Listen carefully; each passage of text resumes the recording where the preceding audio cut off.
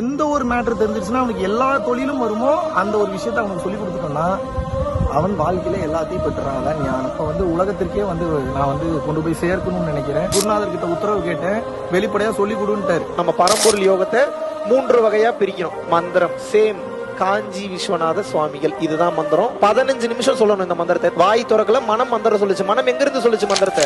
மறந்துடவே கூடாது. இங்க இருந்து 15 மினிட்ஸ் சொல்லணும், 15 நிமிஷம். கீழே இருந்து குண்டலினி மேல் நோக்கி பயணம் பண்ணும். இப்ப அது அங்க போறதா, இங்க போறதா, லெப்ட் போறதா, ரைட் போறதான்னு குழம்பிட்டு இருக்கும். அப்ப என்ன பண்றோம்? நிஷ்டைக்கு போயிடணும். உங்களுடைய மொத்த கவனத்தையும் புருவ மத்தியத்துல கொண்டு போய் நிறுத்திட்டீங்கன்னா கீழே இருந்து கிளம்புன எனர்ஜி அங்க ஓடி இங்க ஓடி கடைசியில் எங்க வரும்? புருவ மத்தியத்தை நோக்கி பயணம் செய்யும். இப்ப இங்க போக்கஸ் பண்ண என்ன ஆகும்னா நெட்ரிக்கன் சீக்கிரம் திறக்கணும். இப்ப நிஷ்டை முடிஞ்சது. சிற்சபை எங்க இருக்காங்க? சிற்சபை உங்களுடைய உள்நாக்கு தொங்கக்கூடிய அந்த பகுதிக்கு பேக் சைடு இருக்கக்கூடிய அந்த சாஃப்ட் பேலட்ல இருக்கக்கூடிய மேல் சாஃப்ட் பேலட் தான் சிற்சபை. தமிழ் எழுத்துல ஒரு எழுத்து இருக்கு, அக் அப்படின்னு ஒரு எழுத்து இருக்கு. அந்த அக் அப்படின்னு சொல்லிட்டு ரிலீஸ் பண்ணாதீங்க, லாக் பண்ணுங்க. எங்க டச் ஆகுதுன்னு கவனிங்க. அக் அந்த உள்ள டச் ஆகக்கூடிய அந்த இடத்துல கீழ் பகுதியை விட்டுருங்க, அது இல்ல. அதோட மேல் பகுதி இஸ் கால்டு சிற்சபை.